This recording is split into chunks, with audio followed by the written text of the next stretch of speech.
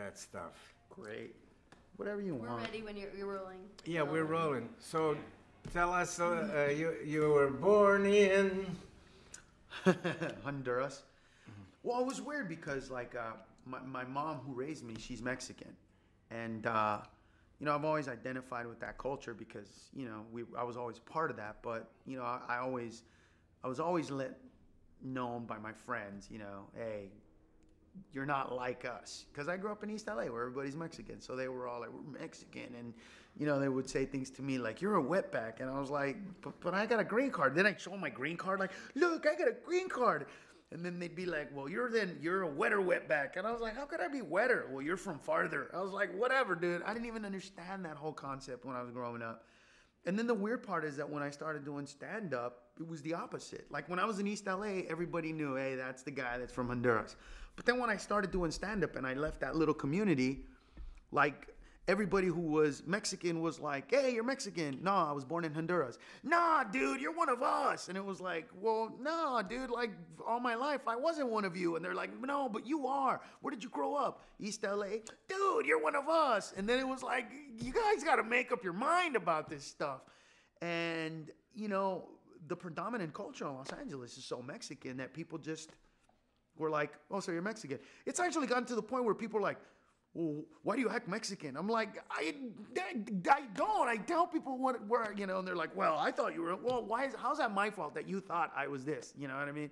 So it's created for me an environment where I was always on the inside and the outside at the same time, which has led for me to be a very interesting type of comedian because as much as I can make fun of things from the outside looking in, I can also be an insider, you know, because I was always on the inside, even though my friends were like, dude, you're from there.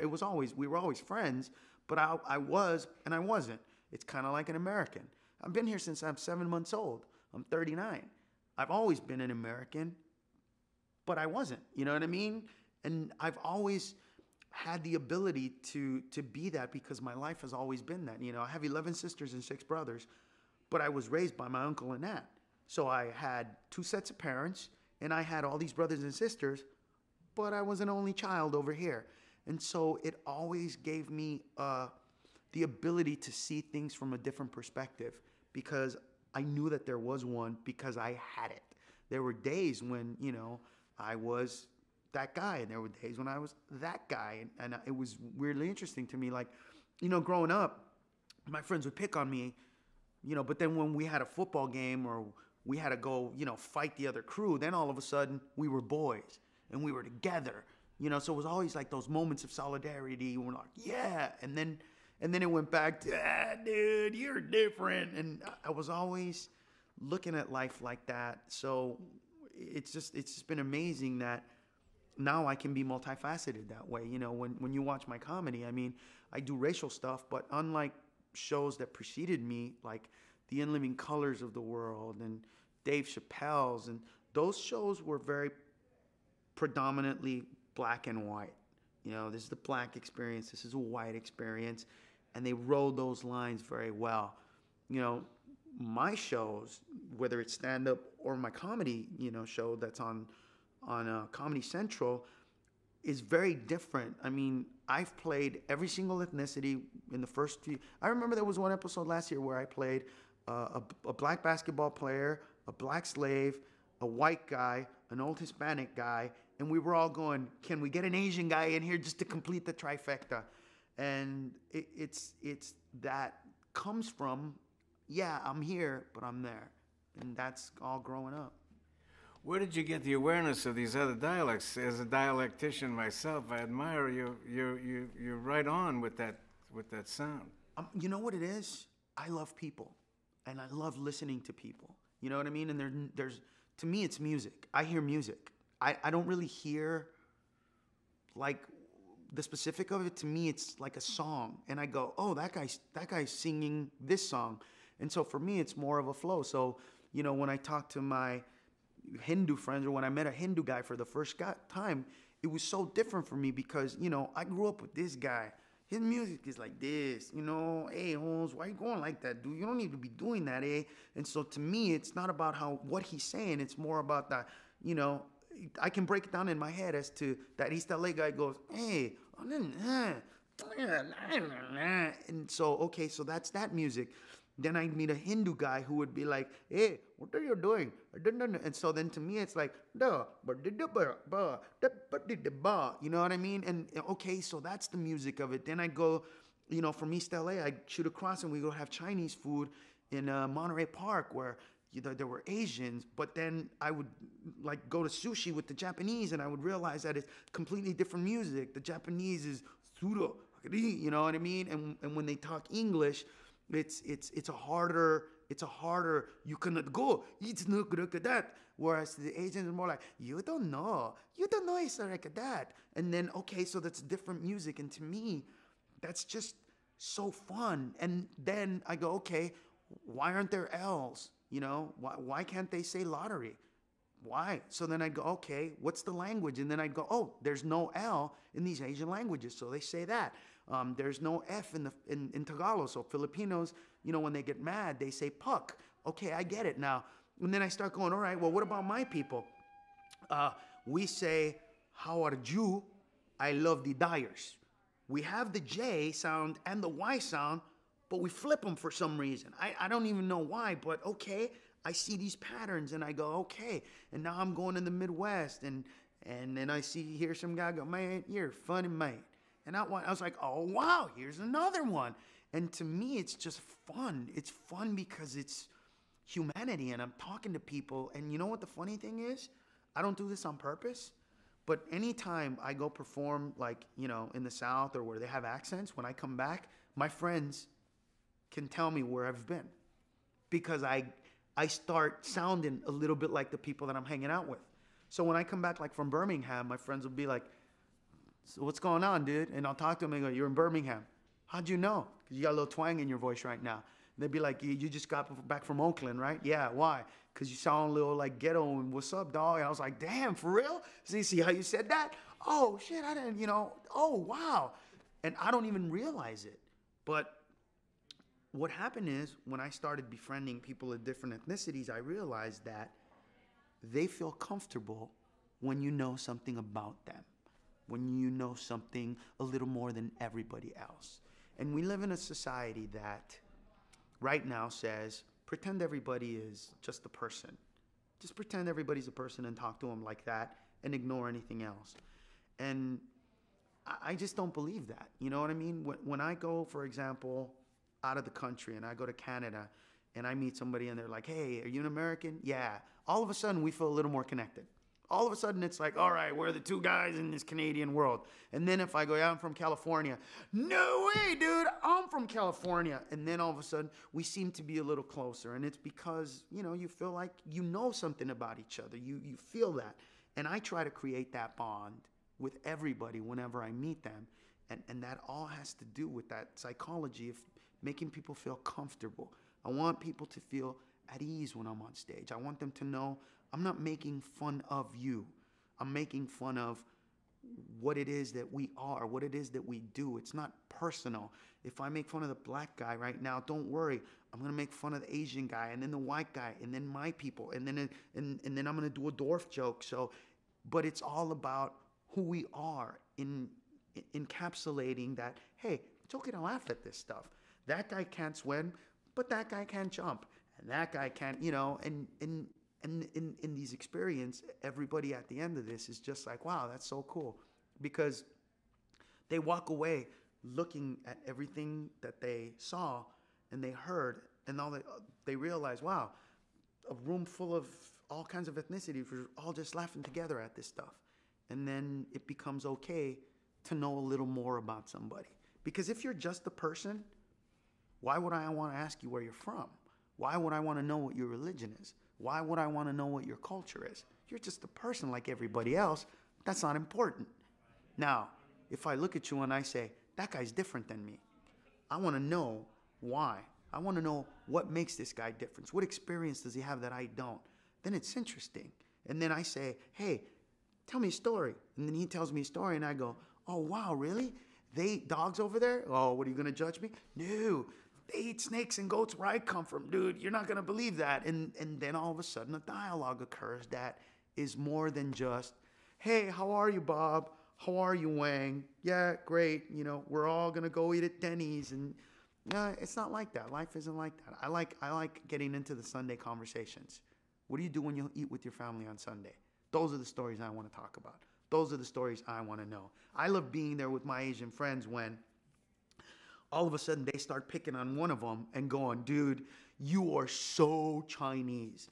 And I'm going, dude, you would never let me get away with that. And then I realized you guys do the same thing the rest of us do. That is so unfair. And then when we do a joke about it, we're wrong. I'm going to call you on it. No, I'm not going to let that go. And those are the moments that I bring out, and then I say them, and then somebody Asian goes, oh, come on. And I go, oh, really? You don't ever do that? And then they're like, yeah. And if there's a group of Asian men, I'll go, all right, you know what? Or Asian people, I go, listen, let's get it. Which one of you is the most Asian one? You guys all know. And they'll all point to one and go, this dude. And then they'll start telling me, dude, he's got the dropped car with the little muffler and the Asian characters on the side. And they all start laughing. And I go, exactly. And then I'll go, dude, it's the same for my people. And then I'll talk about some Mexican guy with pointy boots and a hat who's been in this country for 35 years. And then they laugh at that. And then all of a sudden it's like, hey, that's our friend. He's our friend. He's our guy. And that's how I sort of manipulate the situation to get to a place where I can just be honest with dialogue on stage. It was an amazing accomplishment. I mean, I've been there. The phenomenon of a Latino can say something about a Latino, but a non-Latino gets in trouble. Yeah, you know what? And that's something that I never believed. I never believed in it. I don't think that only fat people should do fat jokes. I think that if we're comedians and our intent is to make people laugh, and accepting the fact that in our new age we've become somewhat the philosophers of yesteryear from a socio-political standpoint. You know, guys like, you can question, I mean, you can argue that guys like Richard Pryor, Lenny Bruce, George Carlin, you know, Dave Chappelle, Chris Rock, Paul Rodriguez, have made an impact on society bigger than any philosopher. We can talk about Nietzsche and we can talk about Kerouac, but is there anything more important said in the 90s than I love black people, I hate niggas? I don't think so. I don't think that there was anything that was as pertinent and relevant to our nation as that statement of like him saying, there's black people and then there's these crazy fuckers that do shit that even we're like, dude. And that was something that when he said that, white people were like, that's what I've been trying to say. I'm not a racist. But those are the people that I'm afraid of. He's afraid of them, me too. And we're the ones that talk about Bush with impunity. We're the ones that say, hey, this guy's a racist, this guy's an asshole, that guy is that. We're the people that are able to do that today, so we affect society in ways that other people can't, because politicians can't talk like me. Politicians can't do what I do. Politicians can't go up there and say, you know, things like, you know, everybody's feeling really bad about Anna Nicole and nobody wants to call her names, but when 5 guys are coming out and saying I might be the dad, I think we can say she's a whore. You know, and we're the only guys that can say stuff like that. Because, you know, if, God forbid, a newscaster were to say that, Larry King can't say that, but we could. And yes, it's extreme. I would say something like that to get a laugh. But what we're really saying is, let's not pretend in her death that this woman was not careless with her life. I mean, that's what the essence of that joke is.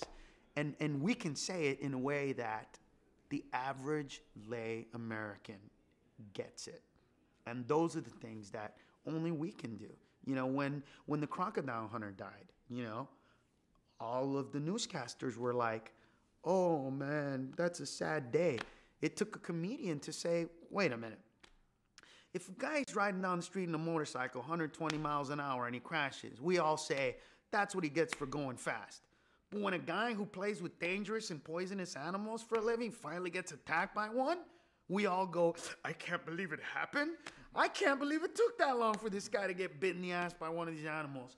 It takes us to say stuff like that, to give it a perspective, to give the other side of this, you know what I mean? And as an example, you know, when somebody dies, when anybody dies, they become all of a sudden good people, whomever they were.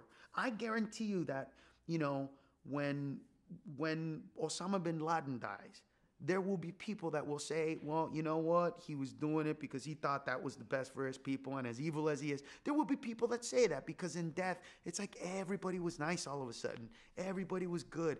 And it takes people like us to go, wait a minute, CNN news channel. No, that's the guy that blew up the trade centers, you fucking assholes. Let's not forget that. He's the guy that we went to war for. He's the guy that we're still trying to find. He's the guy that was putting out videotapes like he was Tupac. No, he's not the great guy to us. Let's not pretend. And we're the only people that can do that. So there's a responsibility.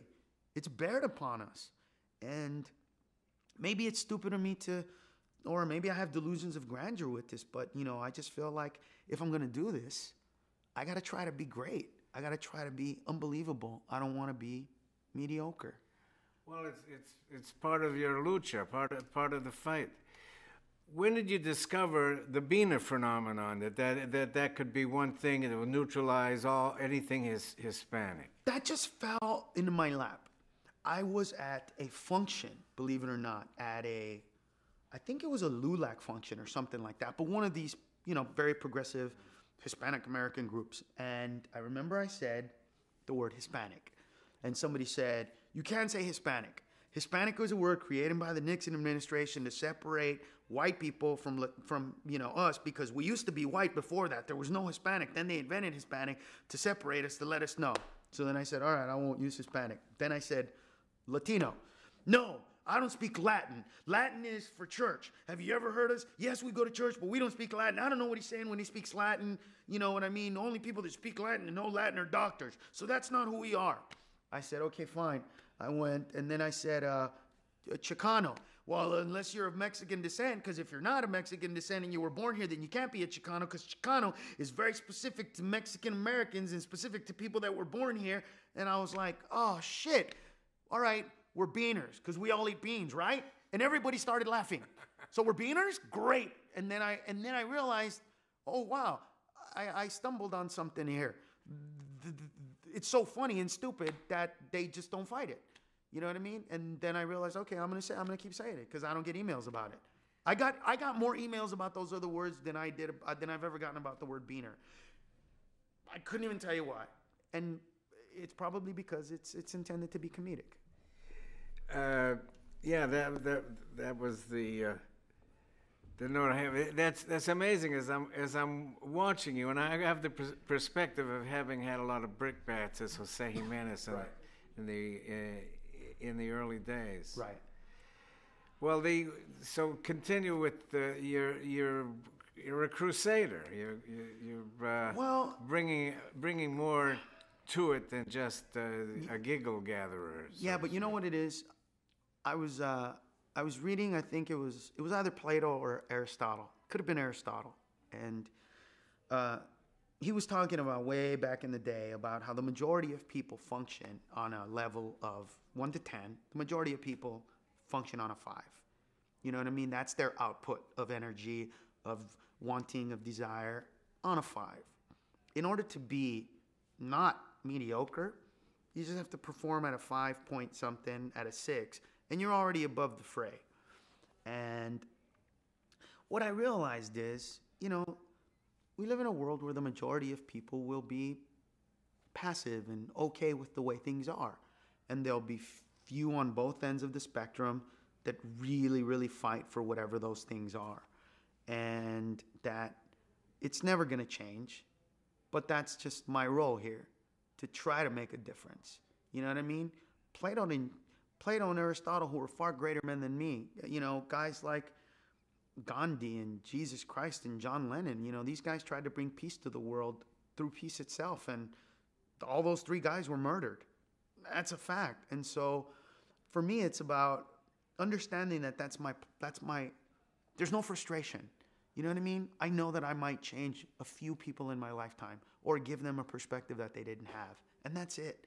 I'm gonna, you know what? It's kind of like guys like Tony Robbins. You know what I mean? Thousands of people go to their seminars and they're fired up and they give their $250 and they're going to make a change. And they listen to this guy and they go, I have the tools for life. And 3 weeks later, they're like, fuck those tapes. I understand that that's who I am. I'm that guy. I'm the guy that makes people laugh, makes you think a little bit, sometimes inspires you. And 5 or 6 or 7 days later, a week later, you're like, God, that was really funny. And every once in a while, somebody's going to come up to me and say, hey, man, I got my GED because you inspired me. Every once in a while, somebody's going to say, hey, dude, I went to college because I heard you and you were talking to me and my life was going and you made me understand that I'm better than that. And for me, that's where it's at. It's those little moments in time because the rest is, you know what? I'm a glorified clown. We can talk seriously about comedy and all that stuff, but in the end, when I'm up on that stage, it's just about laughs. I'm Cirque du Soleil, man. That's it. And that's all I am. And that's all people want. They want the laughs. They don't care about anything else. And they need the laughs. Yeah, and they need them. We discuss a lot about the healing power of laughter. Yes. Well, it's every comedian brings a different point of view to it. So we tickle a different part of the body and a different part of the brain. What I do is I make people feel more human. When I do jokes about different ethnicities, I bring out the fact that, we all have idiosyncratic behaviors and we all have prejudices. And I don't mean prejudice in the way that we've now become to learn the word prejudice.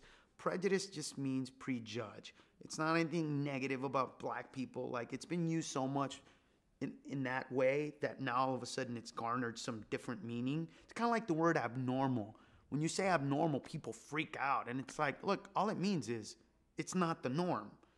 That's all it means. My height is abnormal because I'm lower than the normal height. Doesn't mean I'm anything but not the norm. That's it. And we all have those. And what I do is I make these jokes and then people laugh and they go, oh God, I thought I was the only one that was afraid of the big black guy with the gold chains in the elevator. No. Even black people are afraid of that crazy black guy. And they go, oh, thank God, I thought I was a racist piece of shit. Those are the things that I do. So I make people feel normal. I make people go, oh God, I thought I was the only one. Oh God, I thought I was the only one that laughed at that or thought that was funny. And that's a really good thing, to feel like you're a part of something, to feel like you're not alone out there, because so many people feel that way. Where do you get your what was your formal education?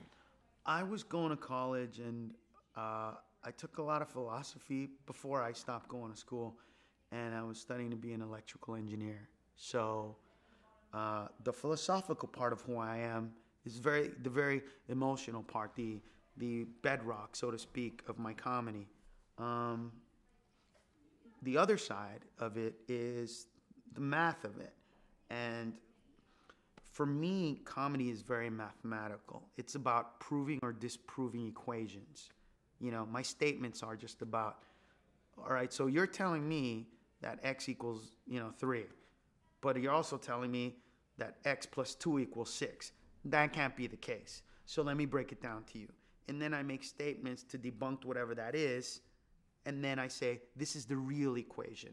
Kind of like, the joke earlier about the guy, going on the motorcycle in comparison to the guy dying in it. So I'm saying, okay, you're telling me that this equation is different than that one, but they're the same equation. So if x equals 3 over here, x equals 3 over here. To me, that's how I view all of these things. So it's very simplistic in my brain. It becomes a construct. And so I do this throughout, a period of an hour and a half.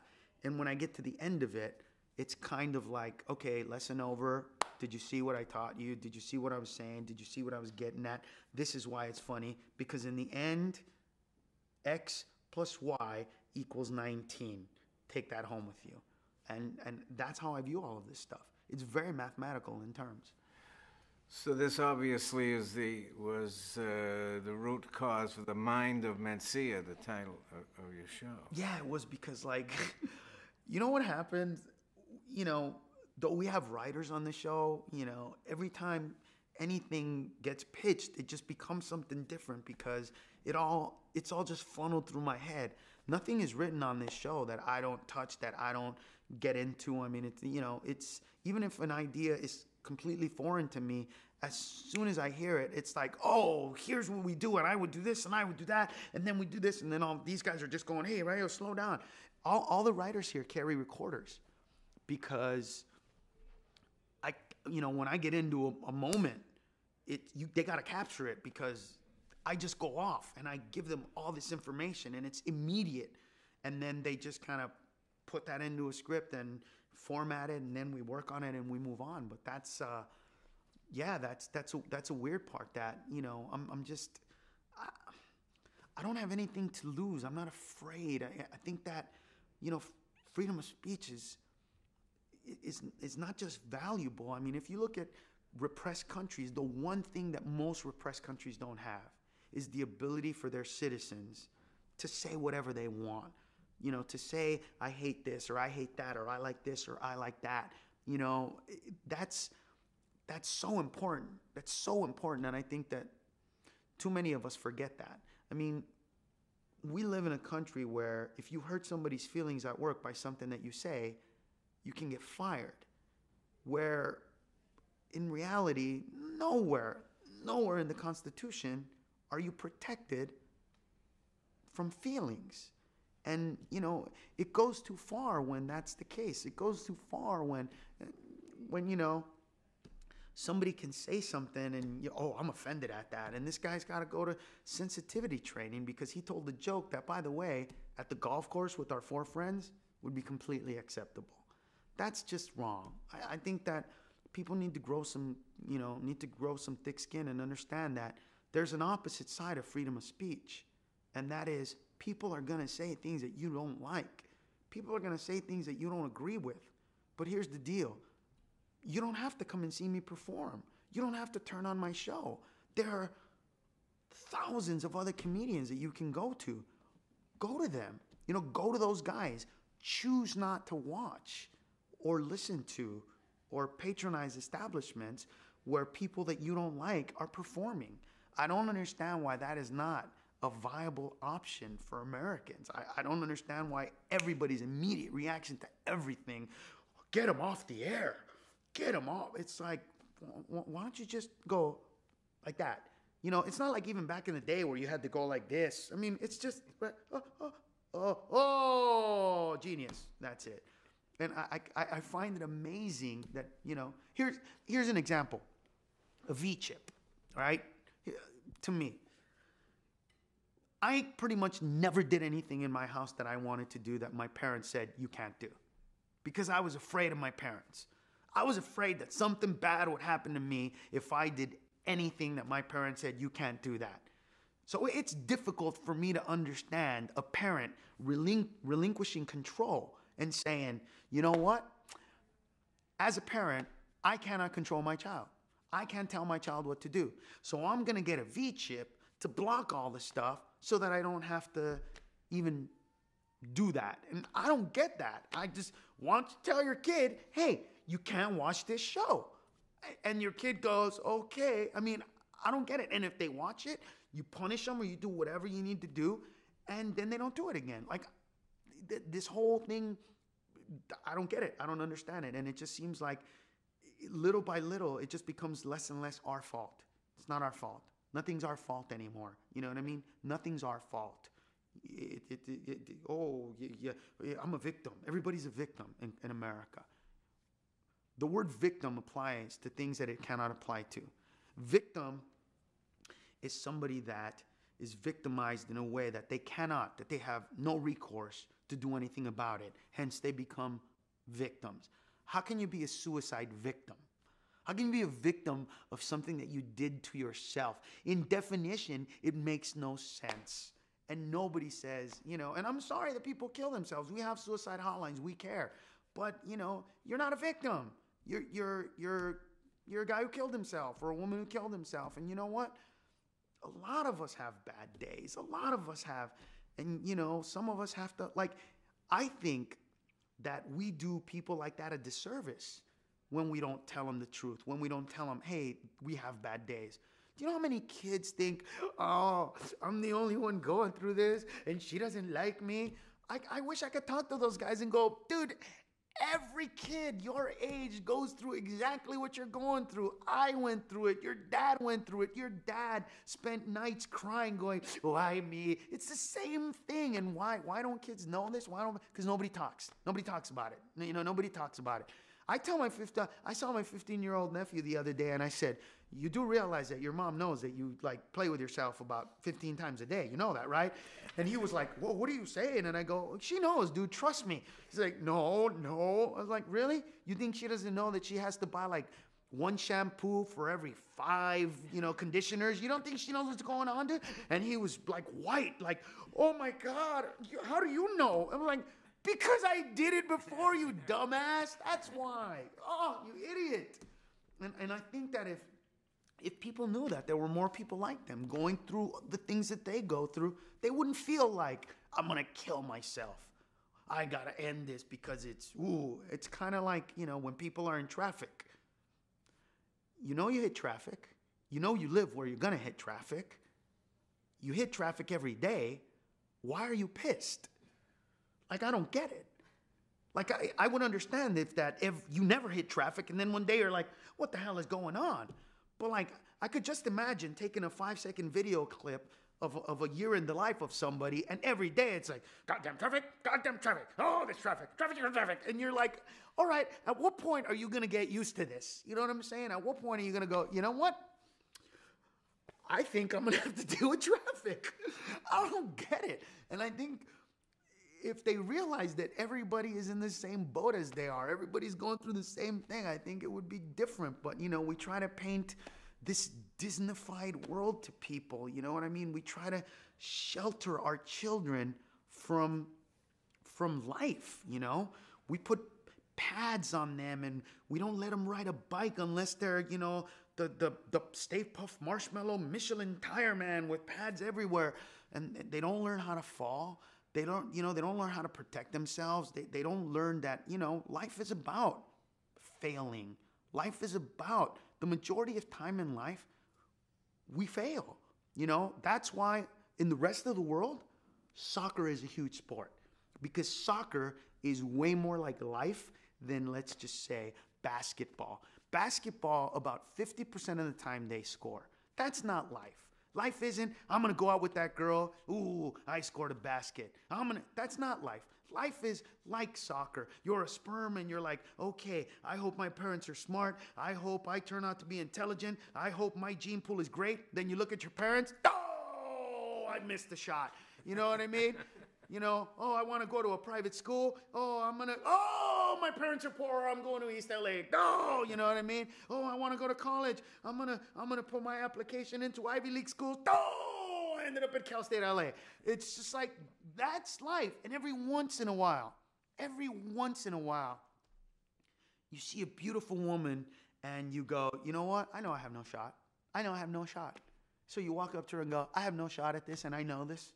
But I think you're amazing, and there would be nothing in the world more than I'd like than to take you out to dinner.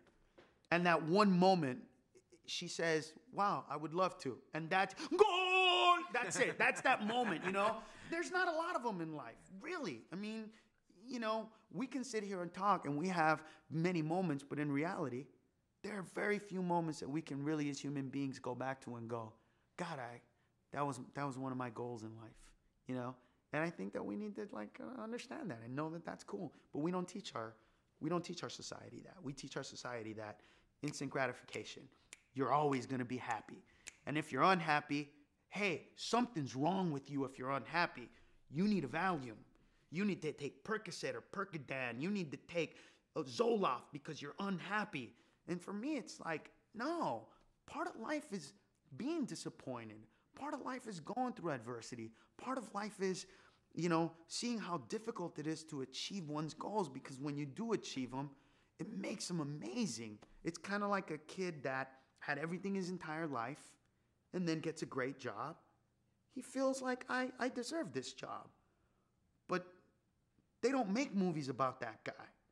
See, they make movies about Will Smith playing a broke guy who never had it, who was broke, who didn't have a house. Because that's the real story, because you go, wow, he made it. He got out.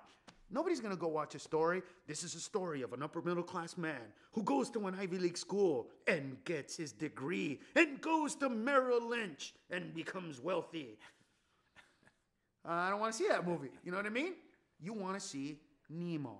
You want to see the little fish who was born small with one little flipper who makes it across the ocean. Oh, God, that's me. I have one leg shorter than the other. I'm going to be that guy. Those are the stories. And, we've got to, in other ways, make people understand that, look, in the majority of life, the fish with the little flipper gets eaten. Every once in a while, it's Nemo. Most of the time, it's not. And I think we don't show that side, especially to our kids. Everything is Disneyfied. It's become obvious that we're talking either side of the belt, above the belt and below the belt. Right. In terms of language. Right. Vocabulary. Right. I mean, you could easily go into the Christian circuit and entertain. Probably. No, I don't think probably not. I mean, there's enough evidence right here. I'm sure everybody would second that emotion. Well, you know what it is? For me, it's like this. I think that people who every once in a while, listen to me speak like this and hear me not use profanity or not use it very much, say to me, well, God, it's obviously you can be eloquent. It's obviously, it's obvious to us that you can use, a vocabulary that's much more adequate for people like us. But I'm not an elitist when it comes to language. To me, there's no difference between I don't care and I don't give a shit, as much as I don't care to me is more nonchalant. It's more, I don't care. I don't give a shit. It's just a little more aggressive. It just gives you a different feel for what I'm trying to say. And for me, the use of those words is as important as every once in a while saying something that has, more than 6 syllables, whatever the case is. I'm just not an elitist when it comes to that. It's simple language. It's a way to convey a message, and I think that one should be multifaceted with regards to being able to convey that message. But nonetheless, when I get emotional, I don't have a problem, staying in that world of, I'm going to get emotional and say this. It's kind of one of those things where if your parents don't ever cuss, and one day they do when they're talking to you, you go, wow, my mom's really pissed right now. That's kind of the way I use language. I let you know, hey. My reference is really as a performance artist. You walk down here, you see the Marx Brothers. Yes. You talk Laurel and Hardy, Buster Keaton. Yes. Brilliant comedians. Yes. And they're never not an obscene word, But, and they made people very, very happy. Yeah, it was a different time though. Comedy at that point was not what it is today. There weren't monologists who use it as a pulpit. These guys were doing movies with characters. So, as an example, Marx Brothers. If the Marx Brothers were black people today would say that they were cooning out because their characters were so big in a stereotype. Let's just pretend that those guys had a black stereotype. That mustache would have become the red lips. That hair and that cigar would have become those white menstrual gloves. I mean, it was a different time and it was a different age. And, I wish you could go back. But, you know, when somebody says to me, those guys were funny, yeah, they were hysterical. But they didn't have to talk to kids who play a video game called Grand Theft Auto where you get points by killing a hooker with a golf club. You know, that's what I'm dealing with. You know, I'm dealing with kids that turn on the television and hear, hey, you're lucky you didn't go to school today because 15 kids got shot in your cafeteria. You know, we're dealing with an entirely different audience of entirely different people who saw entirely different things. You know, back in those days, they didn't have paparazzi doing the stuff that they have now. I mean, look, the difference is this. JFK, everybody knew what was going on with him and Marilyn Monroe. And everybody in the media was respectful of that. That's his business, has nothing to do with anything else. Cut to the Monica Lewinsky scandal. And you got to understand that that's the world that we live in. So, you know, for me to pretend and talk to these kids that they don't know what a blowjob is when they heard it, when they don't know what oral sex is, when it's all over the news, it's being disingenuous. You know, it's trying to pretend that it doesn't happen. And are there people that do comedy like that? Yeah, but, you know, those are the people that are trying to perform for people that are in that frame of mind, that don't want to hear this, they don't want to hear this. You know, I realize that my audiences go on the internet and watch footage of let's just say Saddam Hussein getting hung. You know, those are the people, some of the people that I talk to. And you just can't ignore that. You know, there's a visceral reaction to a lot of that stuff. And in order to be real with them, I have to know that stuff, and I have to comprehend that stuff, and I have to be on that same level, or not, I'm disingenuine.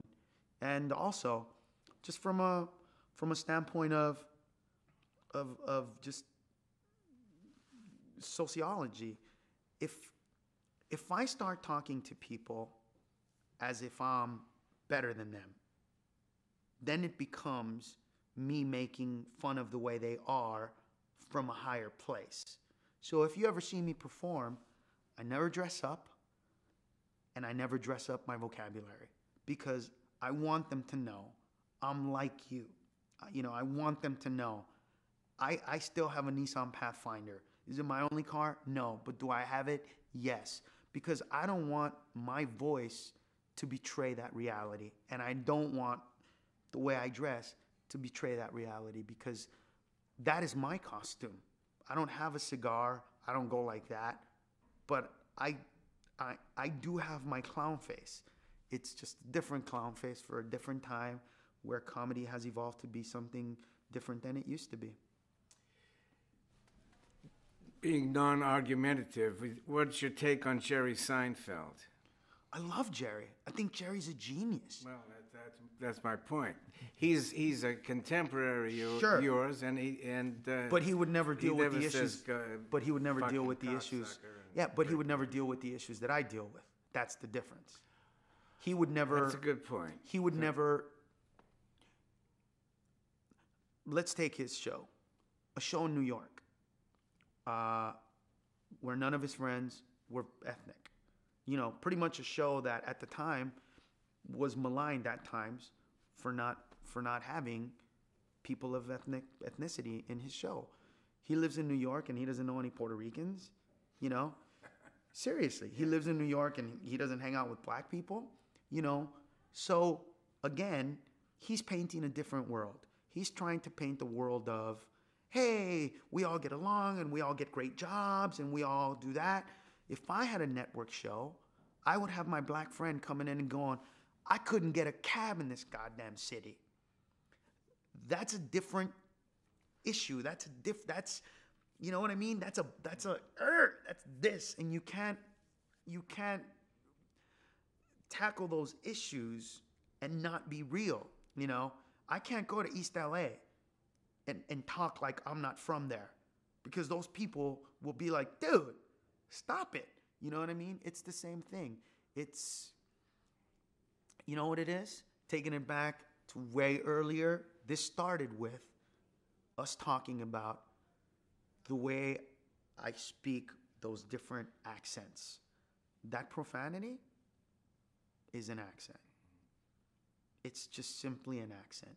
And it is an accent used like those others to get in there. Now, obviously, if I wanted to talk to you in a comedic way, you would want me to speak differently than that. But I would be able to do that. See, if somebody said, hey, man, we want you to go to the Shriners Club and not use profanity, I would do an hour show and not use any profanity. That's simply my point. And be funny. But that same show would not work in East LA. That's the difference. That's a given. Yeah, and that's the part that it's like. So what do? Do I sacrifice touching those kids that really need it, and not talk to them the way they need to be spoken to, or do I, acknowledge that we're like that and go, hey, I know how it is, I know what you went through, and this is what you need to do, and this is how you get out of where you're at. And when that works, it's stunning and amazing. But you already made the point. You can let the punishment fit any particular crime. I mean, you can tailor make to whatever the audience audience is. Right. I probably should have included the statement that I'm not coming from when I talk about above and below the belt, not coming from a moralistic point of view. No, I get it. I understand. It's just terrific training. We try to do that when I talk to kids at Emerson or teachers. Give them, here's the chore. Go out there, get your laughs, pretend your early days of television. You have to be funny, and you can't say hell or damn. Yes. Yeah. Well, you know what? That's one of the most important things for a young comic to know, because we can't use profanity when we do Letterman or when we do Jay Leno. When we were the Tonight Show, they strip all that stuff. So, the first thing I tell my young comics is, by the way, I've been doing it for 20 years. People pretty much know what I do. They already get it. I've set a precedent for myself. But I tell them, you need to learn to do this without any profanity, without any of these gadgets, because they will strip you of them when you do stand-up on TV. And when that happens and you're not funny because you're waiting for this punchline to come out of, fuck or shit, it ain't going to happen. They ain't going to let you do it. And so you're right with regards to, especially when you're young. Without that, you're skipping the entire process.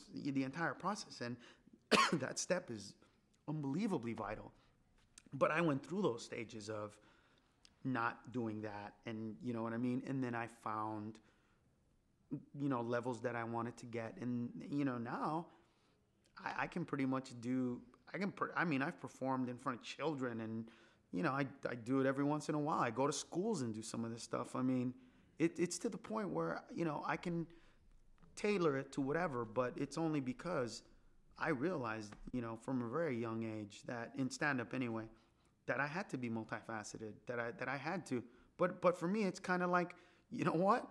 As much as I can do that, I've done shows completely in Spanish, where they booked me in some park, and I was like, hey, everybody, how's it going? And, they were like, ¿qué es esto? No mames. Oh, hablan español. Pues me hubieran dicho. And all of a sudden, it's a whole show in Spanish. And, excuse me, that comes from, being able to understand that comedy is about a premise.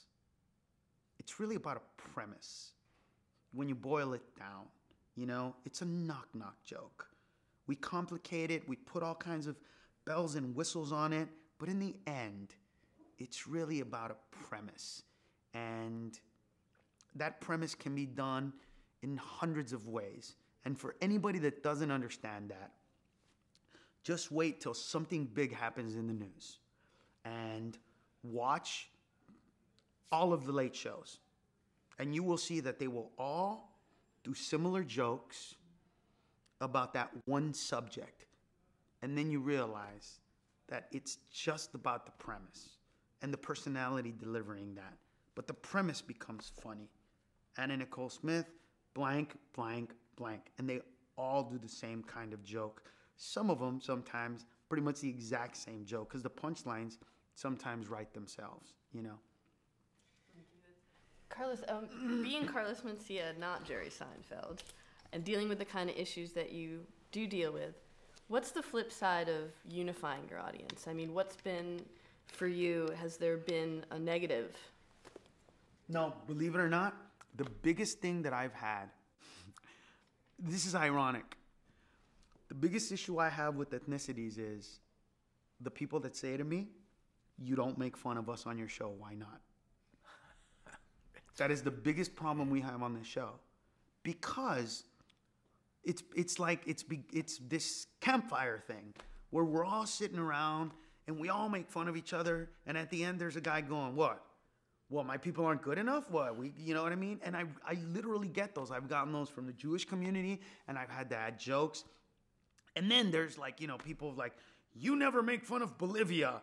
I'm like, dude, seriously? What jokes am I going to do about Bolivia, bro? You guys don't even have a decent soccer team, let alone anything else. Nobody knows, You're not even known for coffee, guys. Seriously, you got to do something for me here. Help me tell a joke about you. So I realize that what I'm doing, from my standpoint, from my audiences, is really working. Because what I'm getting is a bunch of ethnicities laughing at each other, feeling included. And the only people that don't feel included are the ones that I'm not making fun of. And so I realized that people understand me. They get that I'm not separating. They get that I'm saying, hey, let's all laugh at this. That's funny. Let's all laugh at that. And that guy. And me too. I know. I can't believe I did that. Oh, it's crazy. And then at the end, it's just like this fun thing where everybody enjoys themselves. I got an answer to your problem. Yes. 2 Bolivians walked into a bar. I got it. I wrote it down. And they walked out stumbling. Yeah, I know. I found it stunningly hilarious and ironic that those, because when I started doing this show, I was performing in front of 21 and over people who drink. It's my audience. Do you know what I'm saying? I didn't expect any of this to become anything different than it is. And all of a sudden, all these ethnicities who I thought might be protesting or angry at me are like, yeah, but you got to make fun of that guy. And that guy's going, yeah, you got to make fun of me. And I'm going, whoa, this is not what I thought was going to happen here, And listen, I just did a tour last year where the overwhelming majority of white people were saying to me, not only keep doing what you're doing, but keep saying what you're saying for us. Keep representing us. Do you know how weird that is for, a guy who was born with the last name Mencia, who grew up not even accepted very much by the Mexicans, and then finally I did, and then not, and then again, and all this stuff. I've heard of crossover, acceptance, but when people are like, dude, run for president, I'll vote for you, and they're all white, that's weird. That's like, I almost feel like they're going to take me to the Klan rally and go, he's our guy. I'm like, whoa, not like that. You know what I mean? It's the weirdest thing to become a vessel for somebody's thoughts. And, look, I always thought I was funny to everybody. But, when it happens on a big scale, it's just like, whoa, really? I mean, yeah, I thought you'd like it, but that much that you want me to like go to Congress and represent you? And they're just like, yeah. I'm like, oh, wow.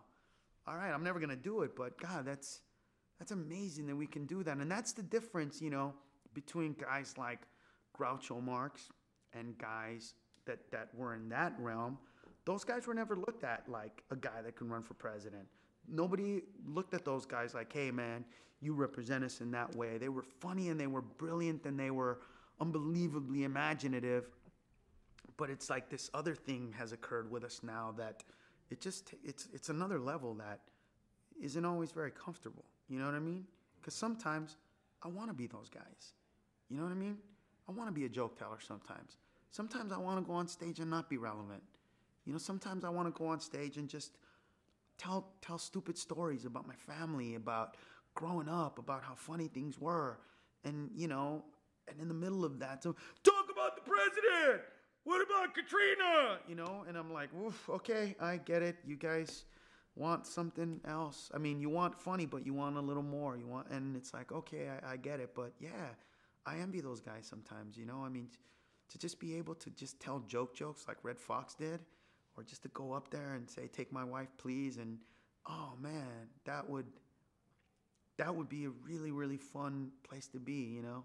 There was a time when I did a little bit of that. I mean, not in joke format, but where the things were just goofy funny. And I miss those times sometimes. But, you know, what are you going to do? It's kind of like this. They're there if you want them. Yeah, but the thing is, it's kind of like there's certain things that you don't have control over. Here's an example.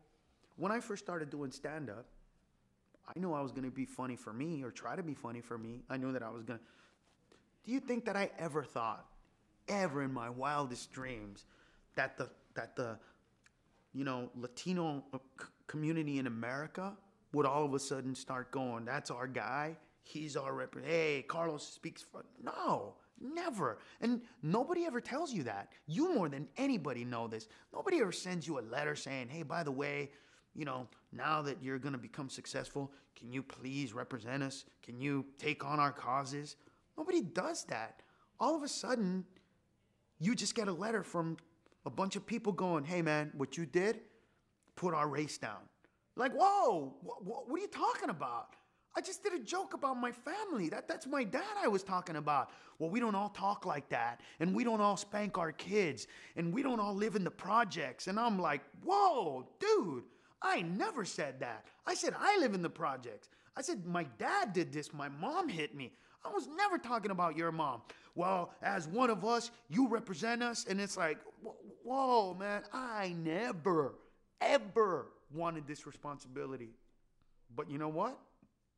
It's there. There it is. Exactly. And it's the weirdest thing. So you just kind of learn to go, okay, I get it. I'll try to be as responsible as I can. But you know what? Sometimes I'm going to say things that are not going to be down with everybody's thoughts, but they're mine. And if you get it, cool. And if you don't, then fine. And it's going to be as funny as I possibly can. And we'll see how we go from there. If you're talking to young comics today in terms of success and celebrity, is there any warning you would heed them? Yes. When I was young, I was beyond cocky. I was a little arrogant. But part of it was where I grew up, you can't show weakness.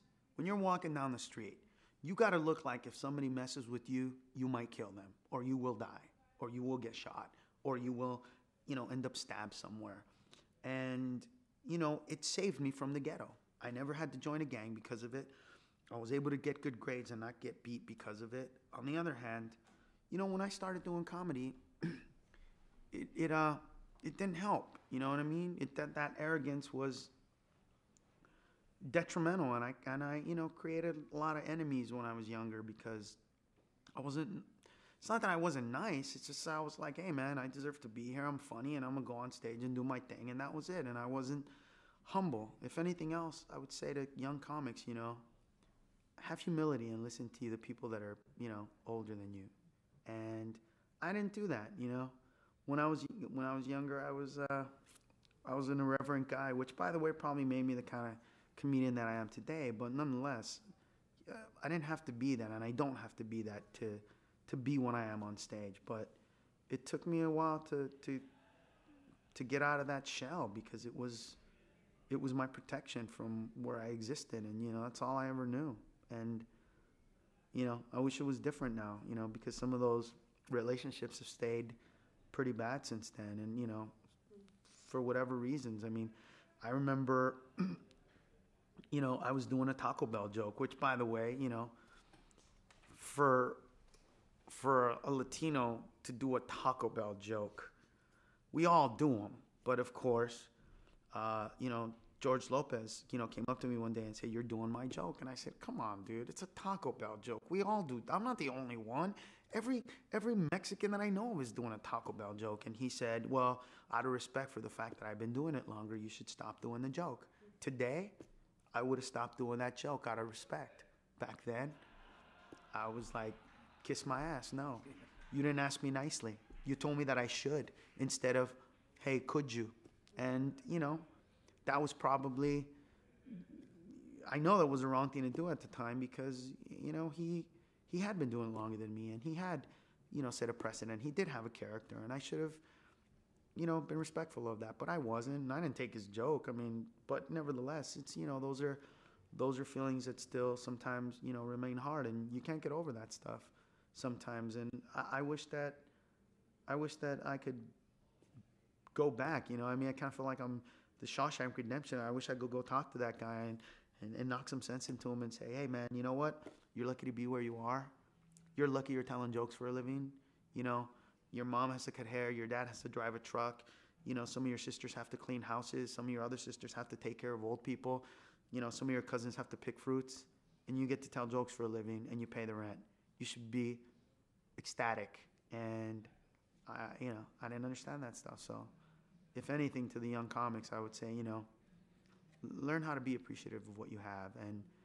And always remember, it's not that serious. We tell jokes. We tell jokes. That's it. However you look at it, we just tell jokes. Yes, you were there. We don't want to.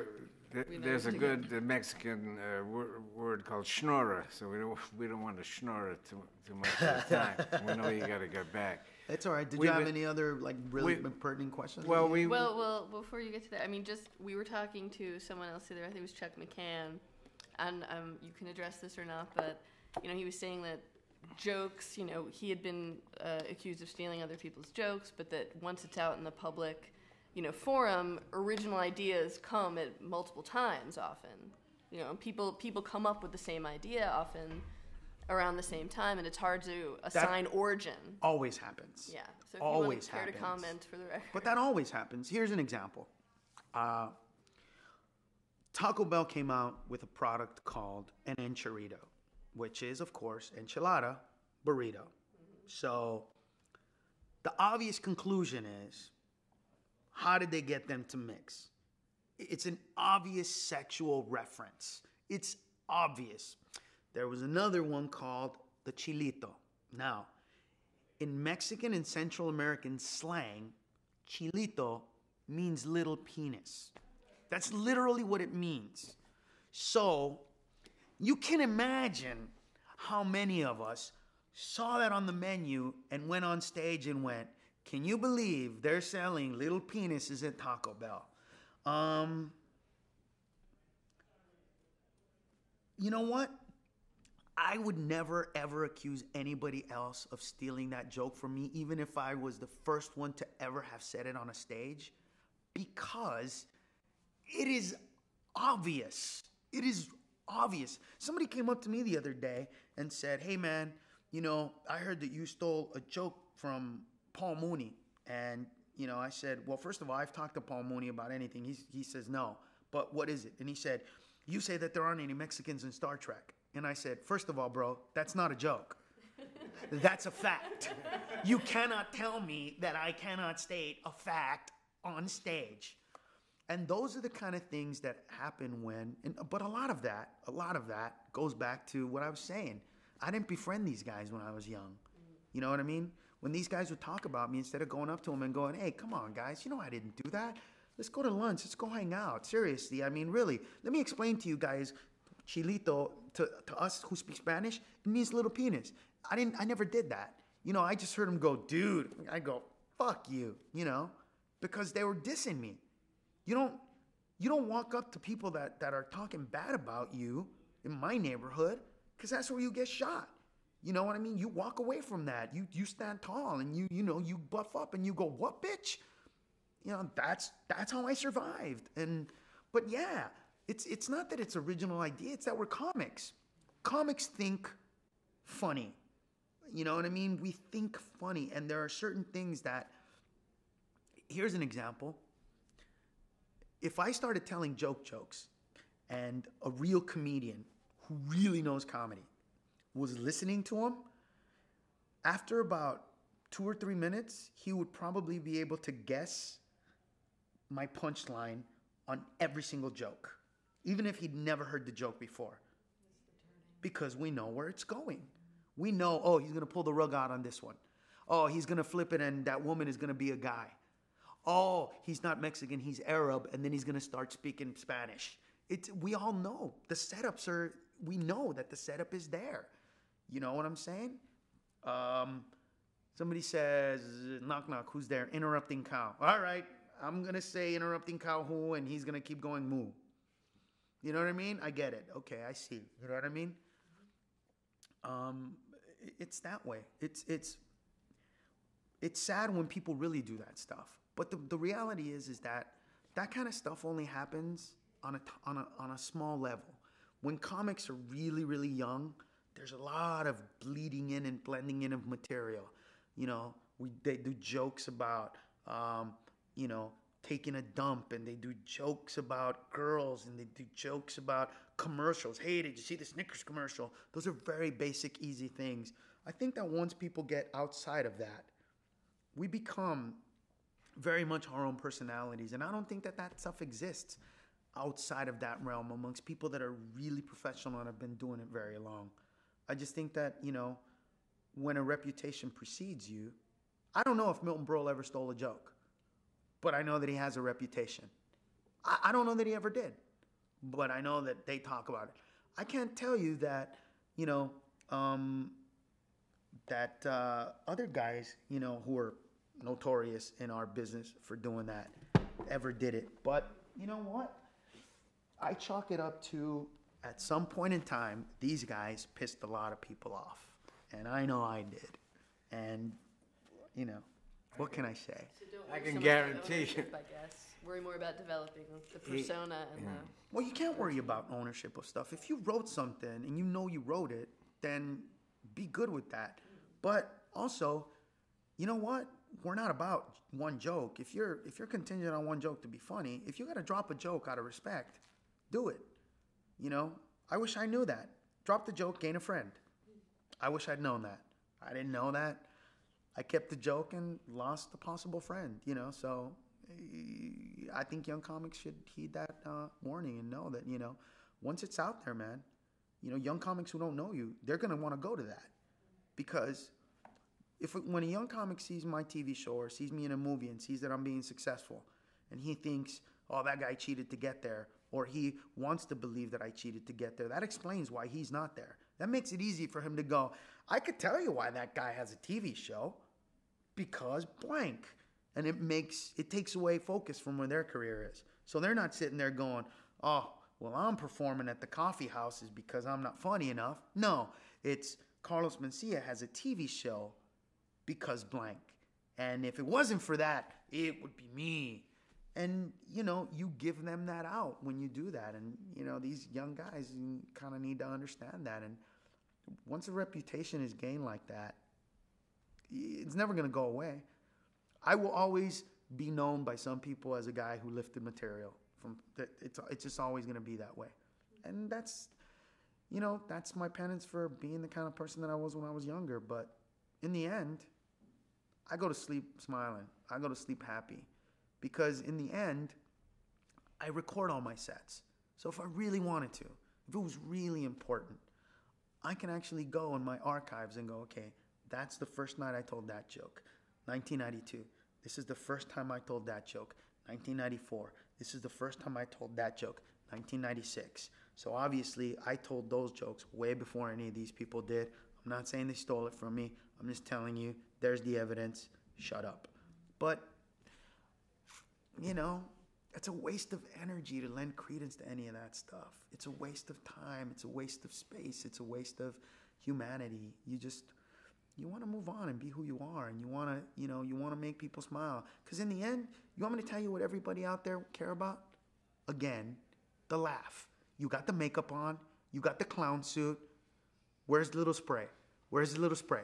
Swallow the sword. Come on, do it. Do it. Do it right now. Hey, get in the car. And then 10 of you get out of the car. Yes, the clown got out of the car. That's all they care about. Give them that. That's it.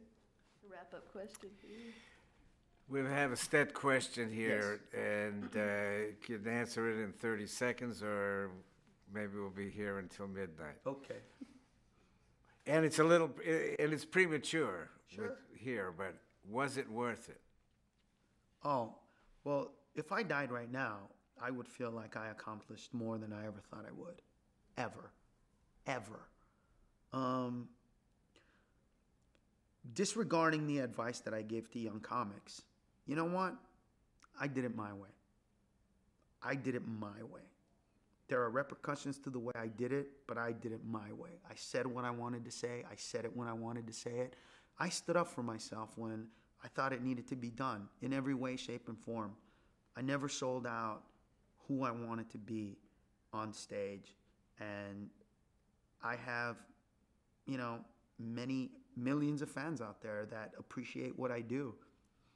Yes, completely. I would die a happy man today knowing that I've done it exactly how I wanted to do it. And, you know, some of it is more, hey, don't do it like me because it's hard. But in reality, if I was back there, you know, I'd be the same guy that I was back then because that's what I needed to become who I became. That's the road that I had to take. Now, if it was my son, I'd say, hey, take a different road because I want it to be easier for him. But for me, no, man. It's, you know, it gives me the strength to be the kind of guy that I want to be, the kind of performer that I want to be, you know, to back my my thoughts up with language and talent and intelligence and, you know, lend credence to the things that I say. That's just always important to me. And you know what? There have been a couple of things that have happened in my career that mean something to me. A couple of times in my career, I've had terminal patients come to my shows. And after the shows, they've said to me, you know, I'm in pain, I'm dying, but for the hour and a half that you were on stage, not only did I forget that I was going to die, I wasn't feeling any pain. That can never be taken away from me. And the other one is, there was a guy in Texas somewhere who came up to me and he said, thank you so much. You saved my brother's life, and I just want to thank you for it. And I was like, well, you're welcome. I don't know what you're talking about, but you're welcome. And he said, well, my brother's in the bathroom. He's going to come and thank you himself, but he was in a coma for 2 years. And we talked to him because the doctors told us that, you know, he's listening. And we talked to him, and we would go and blah, blah, blah. But I came to see you perform last time you were in town. It was in San Antonio. And I recorded you recorded the show. And at the end of the show, I would record, you know, like if you saw a show, I would record it. And at the end of the show, you can actually purchase a copy of the show that you just witnessed. So he got a copy of the show. He went to visit his brother that weekend. He played it for his brother. And a week later, his brother woke up from the coma. When they talked to his brother, they were like, hey, man, we were here. Did you hear us? Because doctors say that you heard everything. And his brother was like, I don't remember that. But there was this comedian telling jokes. And I laughed so hard that I woke up. That's it for me. I mean, I'll get laughs and I'll have enemies and I'll have people that hate what I do and people that love what I do. But man, you know, I can't top that. You know, it's just that's it. That's a moment in time that I just, it'll never not affect me.